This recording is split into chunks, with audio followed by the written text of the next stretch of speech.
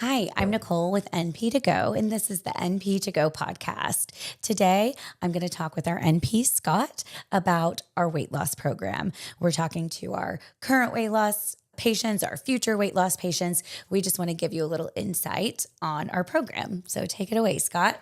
Thanks so much. When I think about my new weight loss patients, the three things that I want my new weight loss patients to know before they get started, first and foremost, weight loss is not linear. It means that, there's going to be weeks where you get on the scale and it will have not moved, or maybe you'll gain a couple of pounds. And then there's going to be weeks where you have these big, huge losses. If you go into your journey with that expectation, right, that it's not going to be a straight line, it's going to kind of look like this, then you're going to have a lot easier time kind of in your brain and not be quite so stressed out about the whole process. Yeah. Right?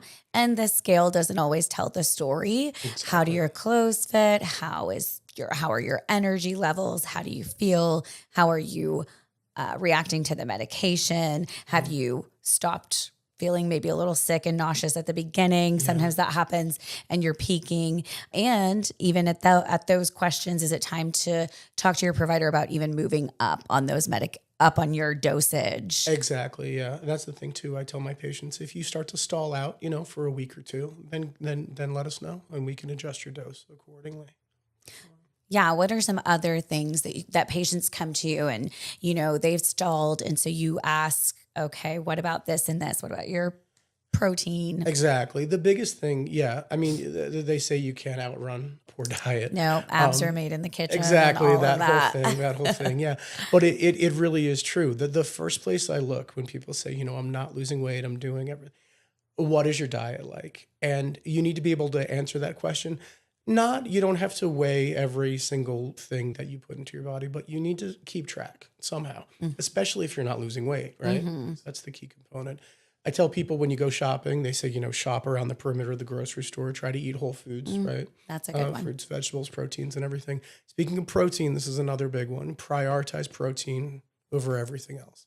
Protein is what's going to help you maintain that lean muscle, which is going to improve your basal metabolic rate. So yeah, the number two thing, if you're not losing weight, what's your diet look like? If you can't give a pretty accurate answer to that, then yeah, you need to take a closer look. Is there a number that you can throw out to patients that is like grams of protein per body weight or whatever? Is there a rule of thumb that people can try to stick to when it comes to protein? Protein is hard to hit. Protein can be a difficult one, especially if you're on these GLP-1 medications and your overall caloric numbers are lower. 80 to 100 grams is good for most people. I think that's the general rule. Now that's different if you're, I'm a 220 pound man. Yeah. I probably get 150 to 180 grams of protein per day. So it really is dependent. One of the things I've heard is you have to figure out how much you weigh in kilograms, but 1 gram per kilogram is a good rule of thumb. So maybe half a gram per pound. Girl math does not compute. Boy kilograms. math doesn't do kilograms either, right? Okay. And then what about hydration? Is hydration a big part on GLP-1s? Absolutely. It's super important because as our hunger drive is decreased, our thirst drive is also kind of decreased. You need to be really, really intentional about hydration. Yeah. I usually tell people if you have one of those like big, cute water bottles that you fill up in the beginning of the day, 64 ounces, you can fill that up and drink it throughout the day.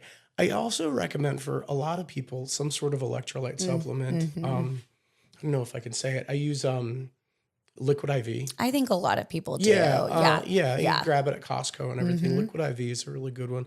The electrolytes can help with a lot of different things. Constipation, energy levels is another one that can help combat that fatigue.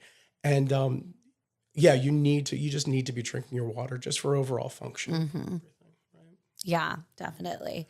And then is there anything for future patients that if they're like on the fence about this because they've heard that this is cheating or they've heard that a huge misconception is that you're going to gain it all back the moment you stop. Obviously, lifestyle changes are important on any weight loss journey. Exactly. What would you say to?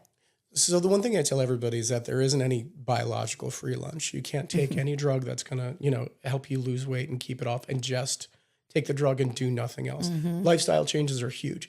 What I tell people is while you're taking this medicine, this is your chance, right? This is your opportunity to really change some habits, dietary habits and exercise habits, all these different things, so that when we slowly taper you off this medicine, we don't just stop this medicine because you will eat the wallpaper.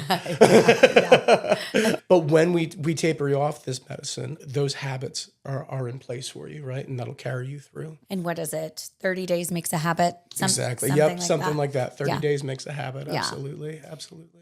Okay. Well, if you're interested in our weight loss program, Scott and our other amazing NPs are here to help you on your weight loss journey.